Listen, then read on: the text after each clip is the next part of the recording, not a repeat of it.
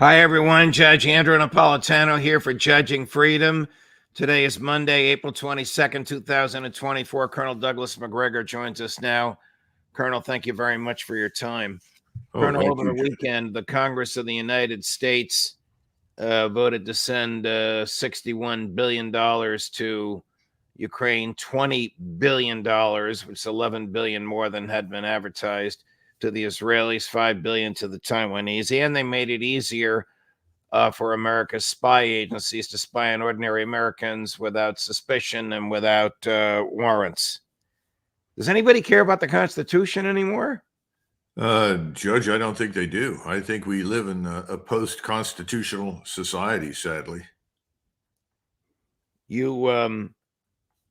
What is your view of the danger or recklessness of this $61 billion for Ukraine, recognizing as we do that the lion's share of it stays here and goes directly into American industry?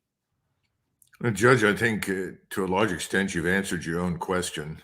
There are two things at work here. One is obviously the domestic angle, essentially transferring cash from the government to the supporters of the people, the donors to the campaigns of the people that voted for the legislation.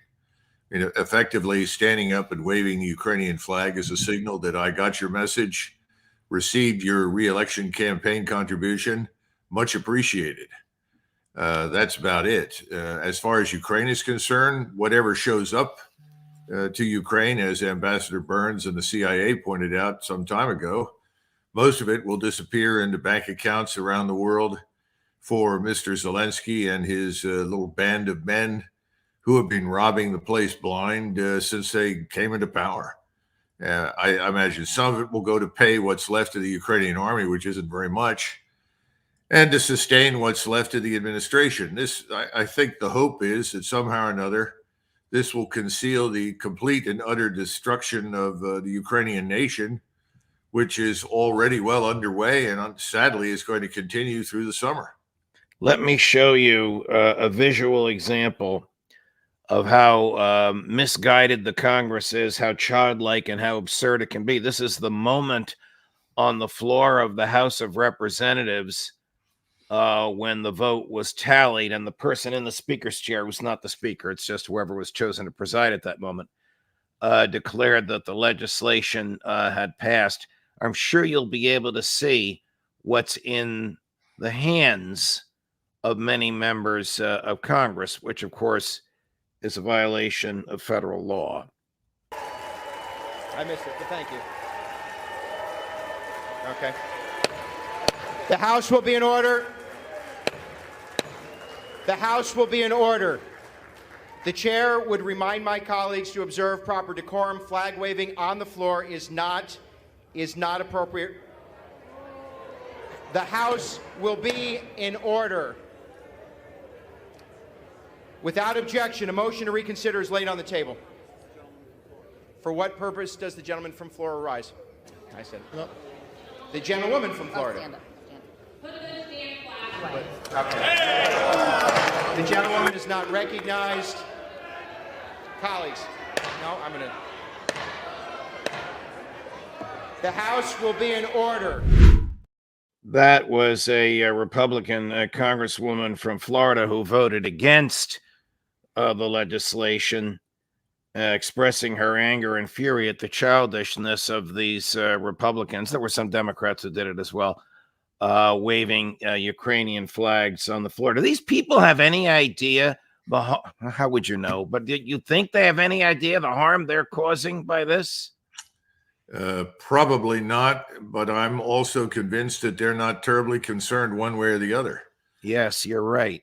I think everybody thinks in this country in terms of the private sector. What's our return on our investment at the end of the quarter? Nobody's thinking much beyond that. And right now, I've made it possible for me to receive more money for re-election, and I'm supporting a cause that everybody around me tells me is a good thing. I don't care about the facts, and I'm not concerned about the strategic impact of what I'm doing. This is not new. This has always been true in the House. It was less so in the Senate for much of our history, but unfortunately, I don't see a great deal of difference now. But this is a catastrophe that is clearly and unambiguously the fault of the current government. I hope Americans are watching, but then again, I don't know that they are. I mean, why would we send money to Taiwan?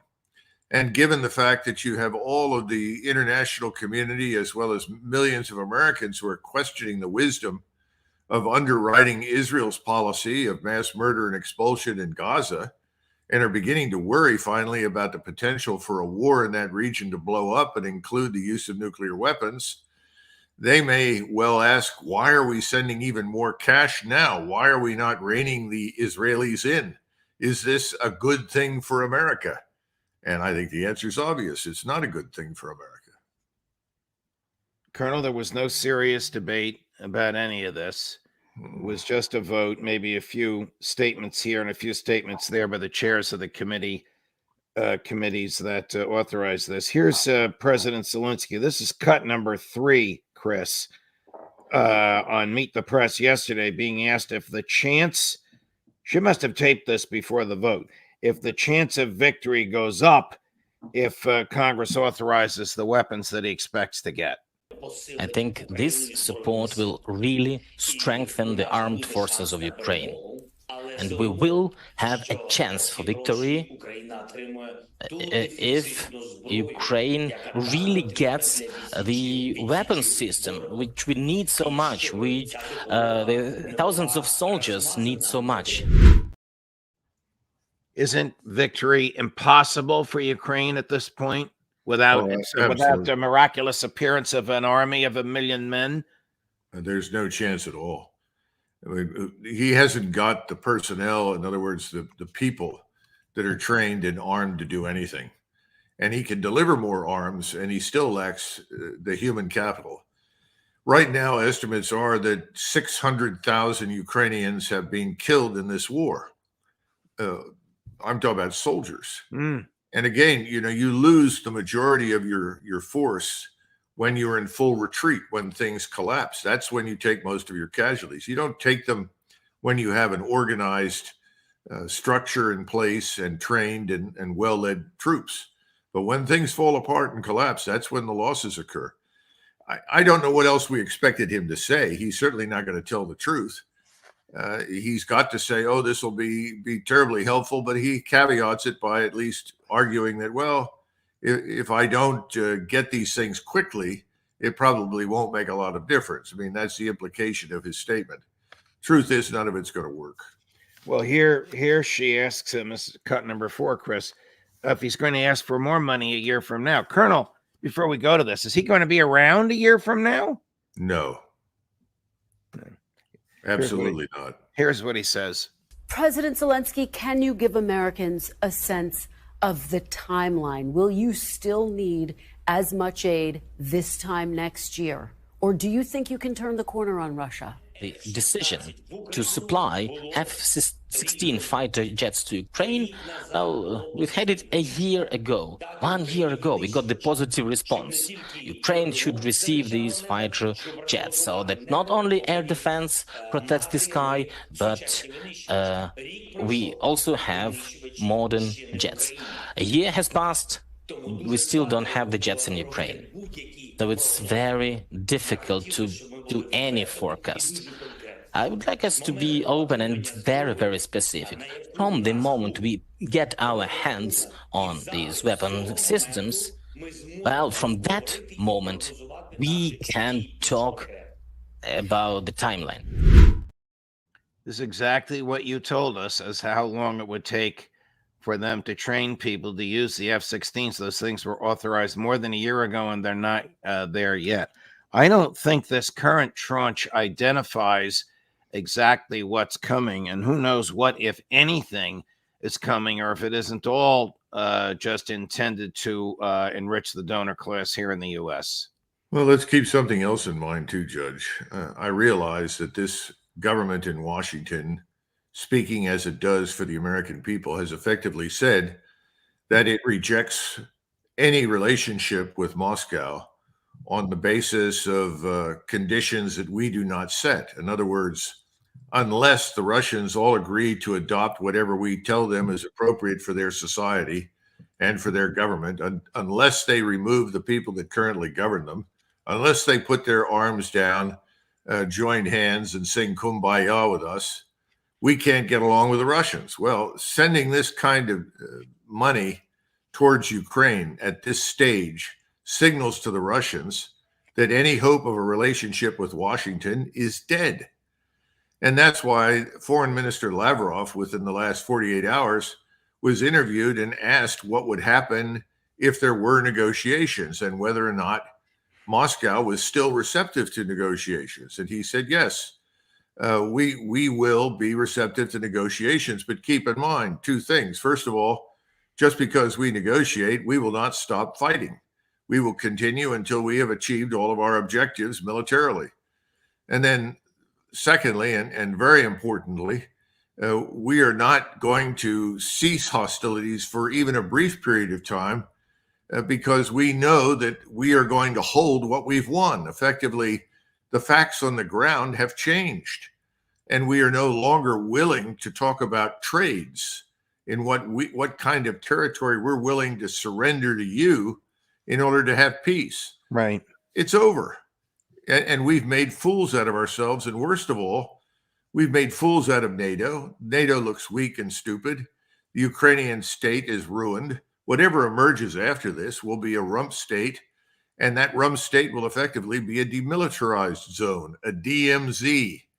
And in it will live Ukrainians that can tend to their fields and go about their lives, but there will be no military power that threatens Russia.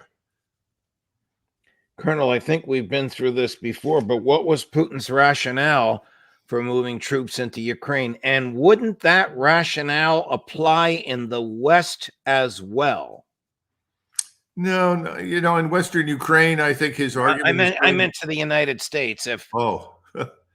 Well, at this stage, he's learned some hard lessons, as have his colleagues in the Russian government, that you can't trust us. Whatever we say is a lie. The Minsk Accords, of course, set the stage for that. And now I think there's just a readiness to say, the hell with it. We'll end this on our terms as we see fit. Now, they don't want to march all the way to the Polish border. I've always said that. That's never been in the cards. They're not interested in it, but they'll do it if they feel it's necessary. But they will stipulate very clearly what the conditions are in Western Ukraine. In the United States, it's a matter of what do we do next? We don't seem to think that there are either limits to our interests or to our resources. And that's untrue. We're exhausting our resources. Everyone inside the military understands that. The Defense Department knows it. We don't have much left to fight with at this stage. If we have to go to war, we're in a lot of trouble. So now we've created a second front in the Middle East. It was never really necessary. And apparently that's not even enough. They'd like to have a third front in Asia, which is utterly preposterous. And we have no interest in either area to broaden or expand a war. So this is the problem. No sense of limits to our resources and no sense of limits to our interests. Colonel, over the weekend, there were rumors, which came from several sources, of 1,000 French troops on the ground near Odessa. There were rumors of President Putin being rushed to the Kremlin in the middle of the night on Sunday night. What do you make of this stuff? Well, Putin may well have been rushed to the Kremlin, but I'm not sure what the reason was, and I'm also not convinced that's not unusual. I mean, he's the head of state. Presidents and prime ministers, kings and princes are regularly awakened in the middle of the night to deal with issues. But as it turns out, no one in Odessa has seen any French or American forces, and I hope for their sake and for the sake of the West as well as the East in this fight, we don't see any. Because if we go into Odessa, that's essentially a war with Russia. And Russia doesn't want a war with us, and we obviously have no interest in a war with them. So we need to stay out, because that's essentially the same as, let's imagine the Russians decided to occupy Tijuana, just across the border from the United States. look at the border and look at where Tijuana is located and put 40 or 50,000 troops there. And they would face almost instantly, overnight, hundreds of thousands of U.S. troops. We would regard that as an act of war and we would crush it. And that's exactly what the Russians will do. And then the danger is that some fool in Washington will say, well, we can't allow this to happen. And we'll try to find something else that we can do to provoke Russia, or worse, escalate to the nuclear level, which is, as President Putin has said, Armageddon. And that's something that neither he nor we want. So this is stupidity on stilts once again. Colonel, transitioning to Israel and Iran, who, in your opinion, won or prevailed or did the better job, whatever words you choose, in the back and forth between the two countries, which occurred as a result of the Israeli attack on and destruction of the Iranian consulate in Damascus? I don't see the Iranian-Israeli conflict at this point as being in a category of win on either side or loss on either side. I think it's very clear that Gaza has been a catastrophe for the Israeli Defense Force. Clearly, that is a failure. The mission to eradicate, root out, and destroy Hamas has failed. And using that as a pretext to drive millions of people out of their homes and away from Israel because they're Arabs, Muslim, or Christian has failed. The issue with Iran, I think, is unresolved. The Iranians demonstrated it with their response to the Israeli airstrike that they can reach critical and sensitive targets inside Israel, and that potentially they could destroy much of the country. That much is achieved. The Israelis did not respond, and I'm not sure that I or anyone else who has not sat in on the meetings at the highest levels can completely explain that. But I don't think it's over. And I think it would be a mistake to assume that Mr. Netanyahu has decided, okay, we won't bother with Iran anymore. No, I think very differently. He still has substantial American military power in the region to which he has access. He still has considerable capability of his own. And he may decide at some point that it's time to take action against Iran. And as we've seen today, there's more fighting in southern Lebanon. And if that escalates, then Iran is clearly back in the target area, because without Iran, Hezbollah could not survive. It probably could not even exist.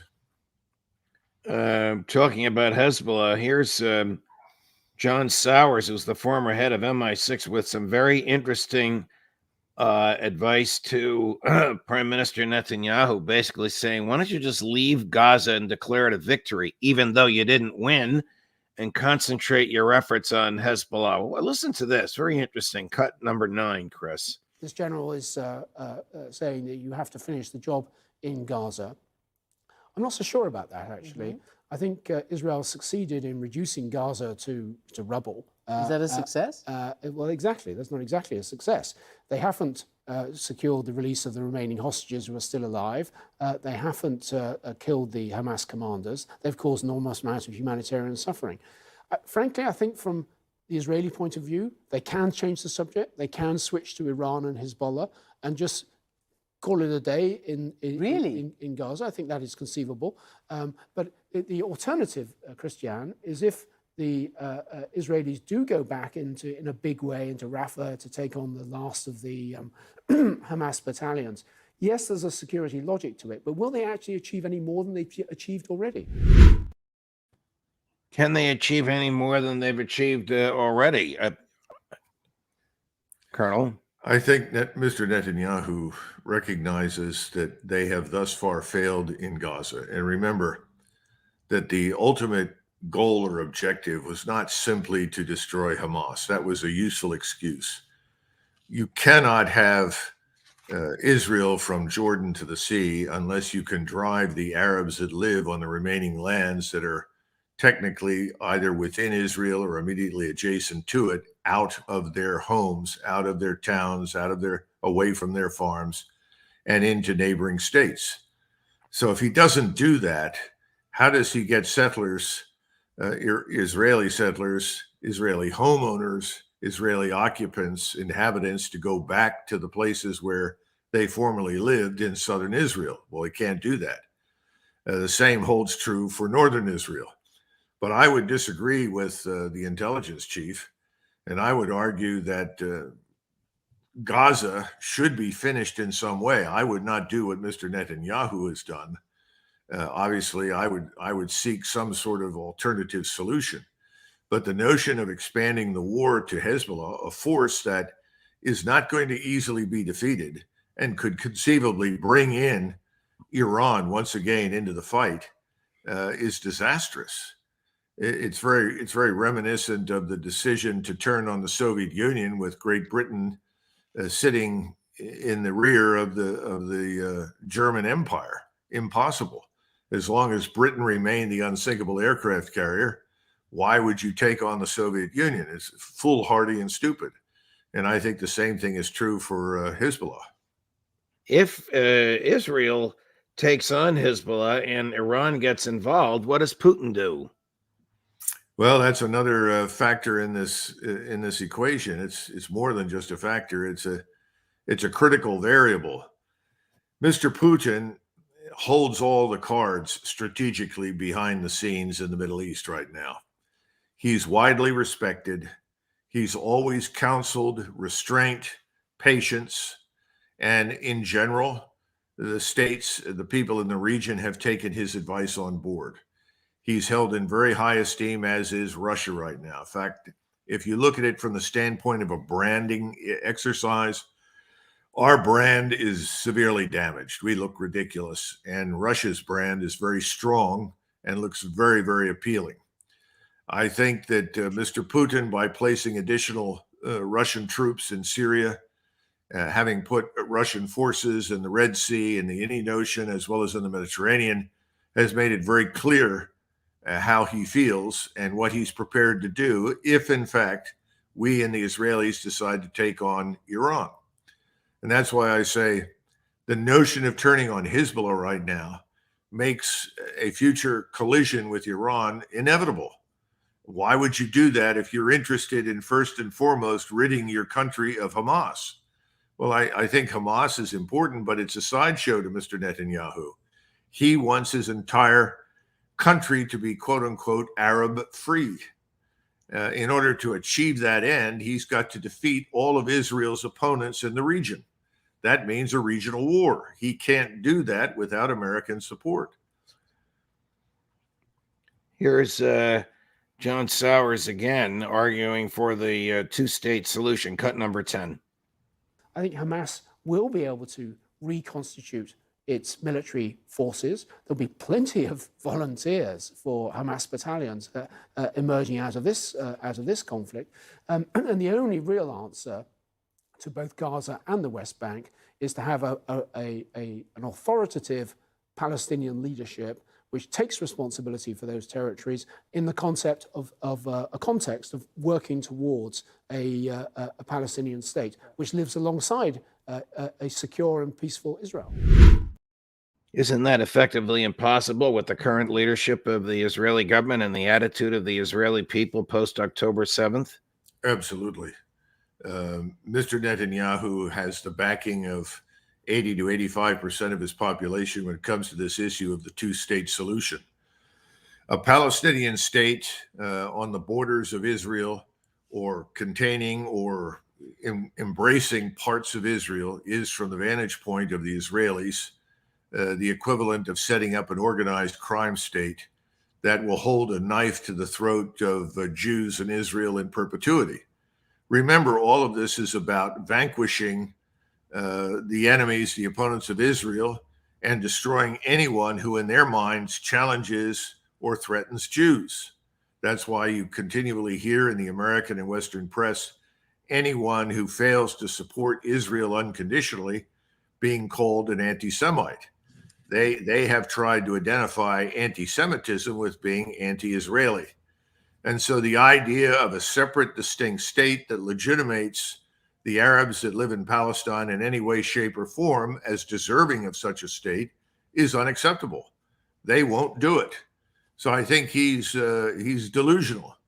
And as a result, the war goes on, and the war is not going to end nicely.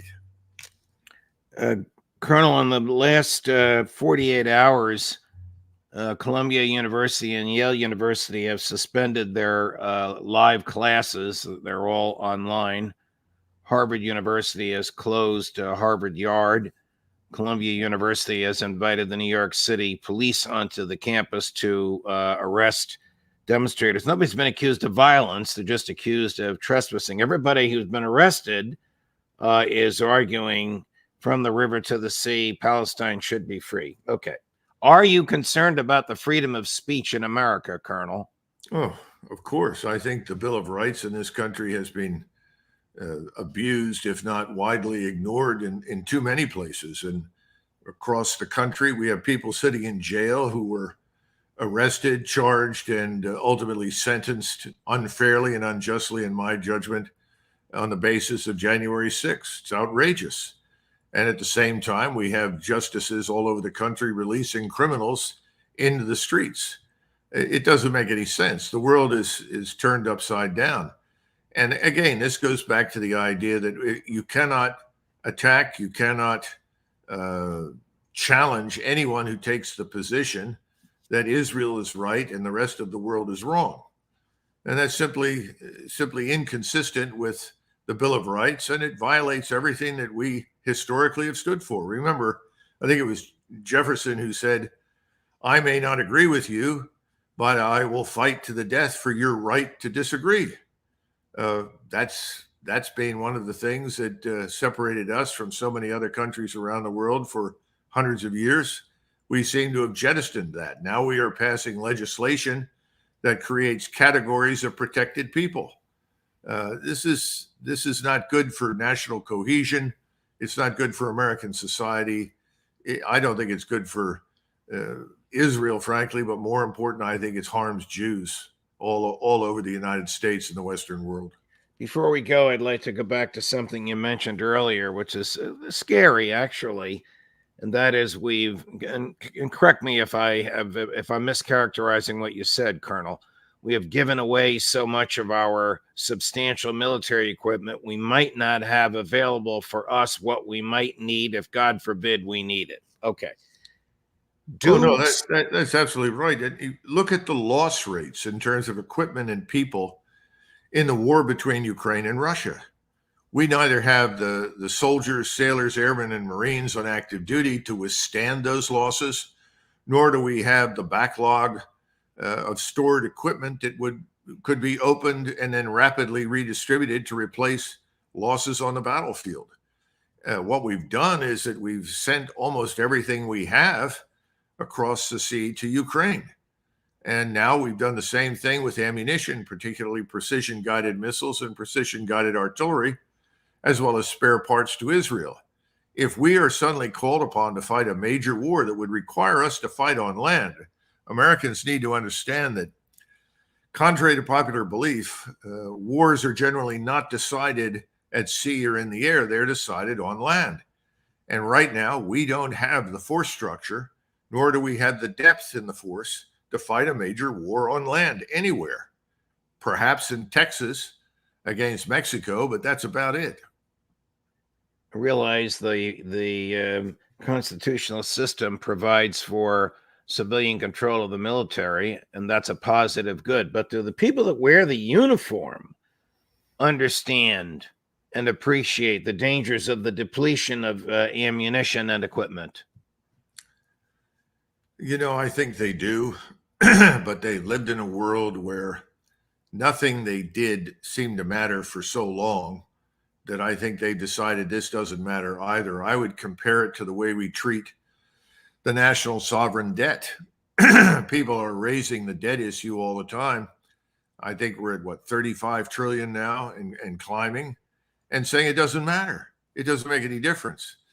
It hasn't made any difference yet. But with each passing day, we look carefully at the Treasury market and we wonder how much longer that facade will be preserved. There are 100 other factors in the economy that have an impact. It's very fragile. It could fall apart quickly. Well, the same thing is true militarily. What looks from a distance strong and capable once you get closer to it and then you hurl it into action, may not hold together at all. And right now, I think that's the case with us. And detecting this kind of rot in your military power is not as easy as it seems. And remember, you're dealing with a Congress that thinks its principal mission is to spend money. And they spend it, whether or not what they buy works, whether or not what they're supporting with their funds is effective. Excuse me. All shrinks to insignificance. What counts most of all is spending the money. Because if you don't spend the money, your constituents are unhappy, your donors are unhappy, and you are not going to last in office. Colonel, this little show is just about to reach its 350,000th subscriber. How fitting and appropriate that it should happen while you and I are on, because you've been so valuable to the show, to our ideas, to moving the needle, and to me personally. And our friendship is a gift. Thank you very much for your time, my dear friend. We'll see you again soon. Okay. Thank you, Judge. Of course. And coming up later today at 3 o'clock Eastern, Professor Jeffrey Sachs, and at 4:30 Eastern, Scott Ritter, Judge Napolitano for Judging Freedom.